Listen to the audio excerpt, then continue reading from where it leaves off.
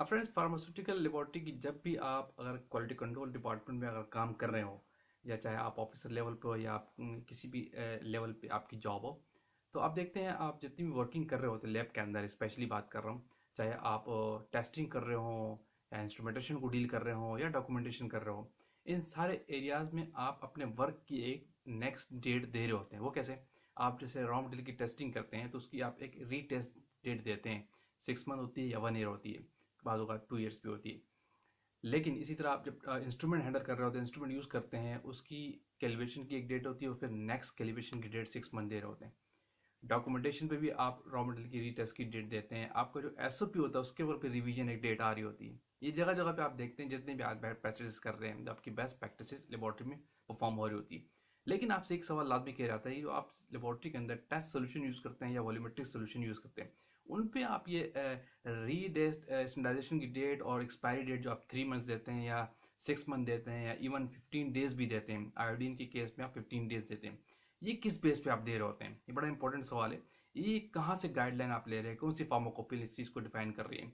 तो ये अक्सर आपसे इंटरव्यू में भी और डिफरेंट आपके सराउंडिंग में लोग भी आपसे सवाल करते हैं कि ये हम कहाँ से डेट देते हैं, इस किस बेस पे हम इसको परफॉर्म कर रहे होते हैं। याद रखिएगा, इस हवाले से गाइडलाइन में आपके पास कोई गाइडलाइन नहीं है कि आ जाए कहीं जहाँ पे मेंशन हो कि आप किसी टेस्ट सोल्यूशन की या वॉल्यूमेट्रिक सोल्यूशन के 6 मंथ या 3 मंथ्स या आपने 15 डेज एक्सपायरी डेट देनी है। ये just on the basis of best practices और एक इंडस्ट्रियल के पास कलेक्टेड डेटा होता है जिसकी बेस पे आप चले आ रहा है आपके पास सिस्टम।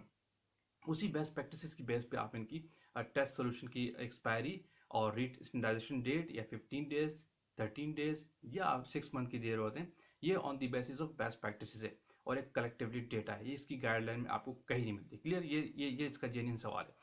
लेकिन कुछ जगहों पे जैसे फार्माकोपियल में जो टेस्ट सोल्यूशन की प्रिपरेशन के मेथड होते हैं, वहाँ पे कुछ एक केमिकल्स के हवाले से उन्होंने उसकी एक्सपायरी डेट दी हुई। जैसे आप अक्सर देखा होगा, आप लेबोरेटरी के अंदर इंडिकेटर्स यूज़ करते हैं टेस्टिंग के दौरान, उनमें एक इंडिकेटर होता है डाई थाउजेंड के नाम से। तो उसकी फार्माकोपियल बीपी में डिफाइन है कि उसकी जो है ना एक्सपायरी डेट 3 डेज होती है, 6 डेज या फ्रेशली प्रिपेयर्ड, उसका एक इंडिकेटर वहाँ पे इंडिकेशन दी गई है कि इसको आप प्रिपेयर करें तो इतने टाइम के बाद उसको दोबारा प्रिपेयर करें, क्योंकि उसका इफेक्ट खत्म हो जाता है उस इंडिकेटर का बहुत जल्दी। वो अपना इफेक्ट शो नहीं करता लॉन्ग टाइम के बाद, इसलिए वहाँ पे उसको मेंशन कर दीजिए on the basis of research और कलेक्टिव डेटा की बेस पे। जाहिर सी बात है, इस पर रिसर्च की गई होगी जब भी वो कंपेटिबल मेथड में वो चीज़ आई, रिपोर्टेड मेथड है।